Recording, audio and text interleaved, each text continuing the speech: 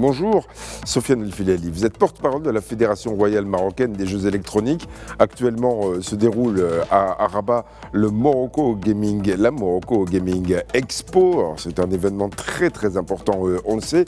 Mais pour ce qui est de l'industrie du gaming, est-ce qu'on peut essayer de faire le point? Parce qu'on nous balance des chiffres comme ça, parfois vertigineux. On a parlé même de 300 milliards au niveau mondial. Mais est-ce que c'est vrai? Bonjour Rachid, merci tout d'abord pour l'invitation. Bonjour à toutes les téléspectatrices et téléspectateurs de Midi 1. Alors effectivement, aujourd'hui, c'est une réalité. L'industrie du gaming, c'est la plus grande industrie de divertissement au monde. Ça, c'est une réalité.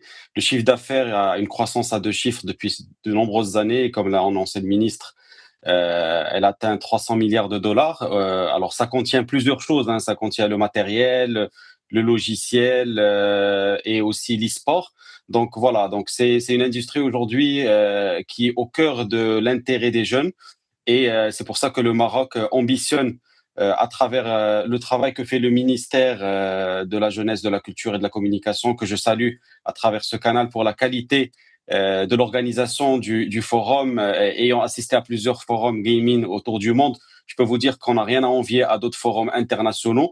Donc ça positionne vraiment le Maroc comme acteur essentiel dans la région, dans le continent et pourquoi pas dans le monde à travers justement le travail que fait les équipes du ministre. Et il faut aussi reconnaître que cette industrie, cet écosystème a connu un vrai boost ces 3 dernières années à travers le mandat de M. Ben Saïd, qui a fait un travail extraordinaire pour réunir justement l'écosystème et donner un vrai boost à l'écosystème gaming au Maroc pour le positionner comme un hub régional, Excusez-moi, continental et pourquoi pas mondial. permettez-moi de vous interrompre. Donc, vous n'êtes pas porte-parole du ministre, hein, mais porte-parole de la Fédération royale marocaine des jeux électroniques.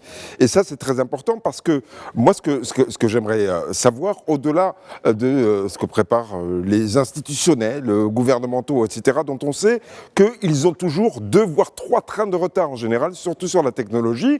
Qu'est-ce que vous, en tant que professionnel, vous qui intervenez avec des startups, comment est-ce que vous les inscrivez dans le train mondial? Parce que le train mondial, il n'attend pas les ministres. Le train mondial, il va beaucoup plus vite que ça. Et est-ce que oui ou non, vous êtes dans la compétition, vous qui êtes qui me parlez de e-sport, est-ce que vous êtes dans cette compétition-là ou pas encore? Déjà, la fédération créée en 2020 a été justement le point de départ pour organiser toutes les communautés qui existent au Maroc, détecter des talents qui puissent représenter le Maroc au niveau mondial. Et on a plusieurs exemples de joueurs marocains aujourd'hui qui sont des champions du monde sur des jeux comme Rocket League, avec Drali qui est le meilleur joueur au monde. On a John Wayne Cutie sur Valorant qui est champion du monde avec une équipe américaine. On a aussi des joueurs qui sortent du Maroc, comme Sheriff sur EAFC Pro, donc le jeu de football électronique qui a été top 3 mondial. On a l'équipe nationale du Maroc sur FIFA E qui est classée 4e, 5e mondial. Donc tout ça témoigne, on va dire, de la qualité des gamers au Maroc et leur donne vraiment un horizon pour performer au niveau international.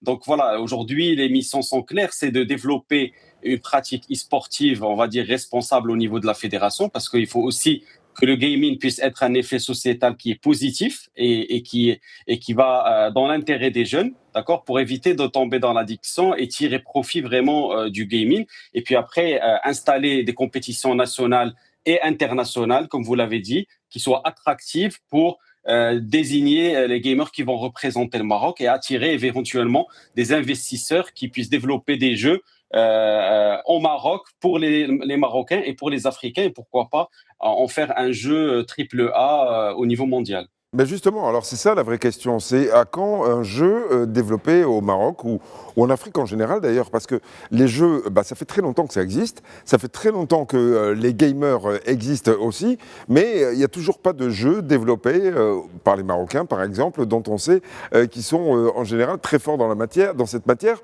pour jouer aux jeux des autres, mais pas jouer aux jeux des Marocains. Mais alors pourquoi ?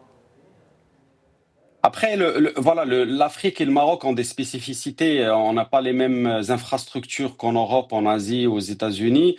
Voilà, c'est un marché qui est drivé par le mobile. Donc, les jeux mobiles, c'est vraiment les jeux qui marchent le plus. Aujourd'hui, et c'est pour ça que j'ai parlé du ministère, parce que c'est eux qui sont derrière l'industrie du gaming. Nous, en tant que fédération, on est plus dans l'e-sport, dans la compétition. Et donc, c'est eux qui développent cet écosystème d'industrie du gaming. Et il suffit de venir au salon pour découvrir plusieurs startups marocaines qui ont des prototypes, qui ont déjà développé des jeux. Alors peut-être pas des jeux triple A, mais c'est des jeux qui définissent, on va dire, les contours. Pourquoi pas des jeux qui peuvent être développés et accompagnés pour être des jeux reconnus au niveau panafricain, pour que ça soit des success stories à l'avenir. Oui. Et à votre avis, c'est pour bientôt? Non, c'est pas une industrie qui marche, on va dire. Il faut une stratégie vraiment long-termiste. Un jeu, pour information, triple A, coûte minimum 200-300 millions de dollars. Donc voilà, il faut une vraie vision stratégique. Et je pense qu'aujourd'hui, le fait d'avoir Son Altesse Royale, le prince héritier Moulay Hassan, à l'opening du salon pour présider l'ouverture du salon cette année, donne une nouvelle dimension à l'industrie du gaming, pour dire qu'aujourd'hui le Maroc ne s'inscrit pas uniquement sur, on va dire, un mandat ministériel sur le gaming, mais c'est une vision royale qui va durer et qui va se développer pour justement avoir des résultats sur le long terme. Un jeu ne se développe pas en 1 an, en 2 ans. Il demande une vision, on va dire, long-termiste, et c'est ce qu'on a, je pense, au Maroc. Une industrie du gaming qu'on continuera à suivre, bien entendu. Merci beaucoup, Sofiane El Filali, d'avoir été en direct avec nous dans la matinale de Média TV. Je rappelle que vous êtes porte-parole de la Fédération royale marocaine des jeux électroniques. Merci encore et très bonne journée à vous. Très bon week-end aussi, parce qu'il ne faut pas oublier qu'on est vendredi.